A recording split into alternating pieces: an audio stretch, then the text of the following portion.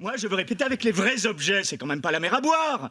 Molière fait tout avec une table, 2 chaises et un bâton. Vitesse le refait avec une table, 2 chaises et un bâton. Ça ne me semble pas insurmontable de faire Le Misanthrope, Tartuffe, Don Juan et l'École des femmes avec une table, 2 chaises et un bâton qu'on choisit. Nous, c'est le projet, c'est le minimum, c'est ce qu'il faut trouver. Je sais bien que toi, tu te fous du style en général, mais pas moi. Je passe pas 6 mois de tournée à jouer avec des objets que je n'aime pas. Les gens n'ont aucun goût. Aucun. T'as vu comment les gens s'habillent? T'as vu comment c'est chez eux? T'as vu comment c'était chez les gens quand on a fait des Skype? La pièce s'appelle Deux amis dans le sens du 19e siècle, c'est-à-dire Stan et Charles, ils sont ensemble, ils sont amoureux. C'est un couple de metteurs en scène, acteurs de théâtre qui sont en train de travailler sur l'adaptation d'un des grands moments de l'histoire du théâtre qui sont les 4 Molières montés par Antoine Vitez, qui est une espèce de spectacle mythique. Ils sont en train de faire des repérages un petit peu sur comment ils vont mener ce projet. Et puis on part du travail, de la création et petit à petit leur vie privée, puisque c'est un couple, 2 hommes, va faire irruption dans cette discussion de travail. Et comme chez Pascal Rambert en général, on va tout d'un coup passer par toutes les couleurs de l'arc-en-ciel et notamment par une scène de rupture, de violence assez forte. Voilà. Mais la force de la pièce, c'est qu'elle traverse finalement une relation, une vie de 2 hommes de 55 ans. Le théâtre aujourd'hui ne s'intéresse pas forcément à des histoires de vie ou d'amour de gens de cette génération-là. Donc il y a quelque chose de fort, de cru. Et à la suite de ça, eh bien oui, il y a le pauvre Charles, comme il en parle de lui-même, c'est une scène de jalousie classique, il découvre un SMS qu'il n'aurait pas dû voir. Comme il dit, que mes yeux lisent, que je ne lis pas, mais que mes yeux lisent. C'est-à-dire, malgré lui, il a vu ce message. Et donc, à partir de là, Rambert écrit très très bien ce que c'est que la faille. Nous avancions dans l'azur de l'amour, une phrase a percuté le cockpit et nous avons explosé. C'est ça qu'il dit. Dans toutes les histoires d'amour, aussi belles et aussi fortes soient-elles, il peut y avoir un mot, il peut y avoir une phrase qui se met à tout détruire. J'ai tellement joué Clôture de l'amour, ça fait 10 ans qu'on joue Clôture de l'amour avec Audrey Bonnet, que c'est une langue qui est devenue la mienne. Donc finalement, en général, quand on fait une première lecture, la toute première lecture, je rentre là-dedans, je suis comme un poisson dans l'eau parce que j'ai l'impression que c'est ma langue. La langue de Rambert, c'est presque ma langue. Il a configuré quelque chose qui va nous inspirer, et là-dedans, eh bien, il faut se débrouiller. Il y a très peu de répétitions, on a très peu répété cette pièce, 10 jours, et moi, je m'applique, par exemple, quand je joue cette pièce, je ne veux surtout pas savoir comment je vais la jouer. Je voudrais arrêter de jouer, en fait, le maximum.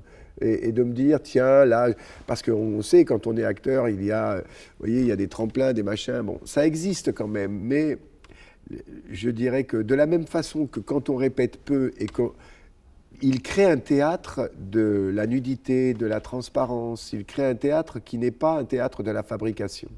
Pas trop, disons, le moins possible. Et donc, le fait de répéter peu, ça ne veut pas dire qu'on travaille peu, parce que la pièce, on l'a lue 1 an et demi avant, et ensuite, chacun a préparé cette rencontre. Au fond, on prépare ce choc.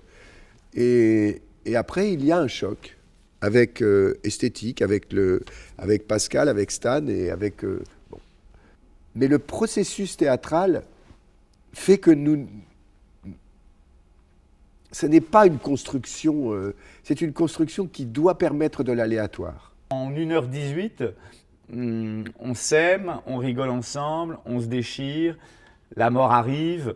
Donc il y a une virtuosité dans le geste d'écriture de Pascal aussi qui fait passer d'un registre à un autre, puisque oui, il y a de la tendresse, mais oui, il y a de la vacherie, oui, il y a de la violence.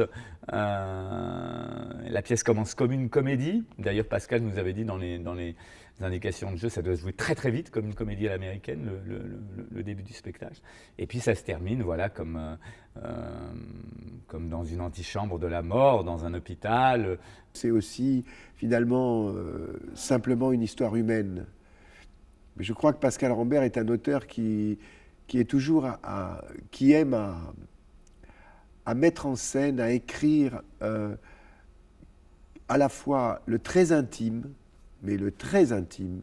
C'est pour ça que certaines personnes peuvent être un peu choquées par certains propos dans la pièce, et en même temps que cet intime, il est relié eh bien, au social, au monde, aux autres. Stan dit « le politique va sauver le monde », enfin en tout cas c'est ce qu'il fait, et moi, mon personnage, il dit « l'art peut changer la vie d'un homme, peut changer le monde ». C'est le 4e spectacle que je fais avec lui. C'est toujours un travail sur l'art du théâtre.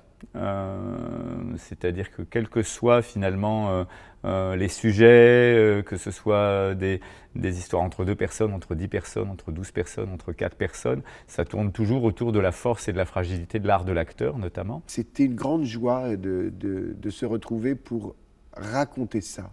Au fond, raconter qu'est-ce que la passion, cette passion, comme dit le texte, cette passion irraisonnée pour l'art du théâtre. Parce que, et encore plus aujourd'hui, pour moi, l'art du théâtre est une passion extraordinaire et en même temps très fragile et un peu irraisonnable. De manière très belle, je trouve que très régulièrement, un certain nombre de spectacles qui nous clouent au sol viennent nous redire qu'avec pas grand-chose, ben voilà, on n'a pas forcément besoin des 100 000 € de décor derrière, mais parfois il les faut. Moi, je ne suis pas du tout pour opposer un théâtre riche à un théâtre pauvre, mais j'aime cette idée que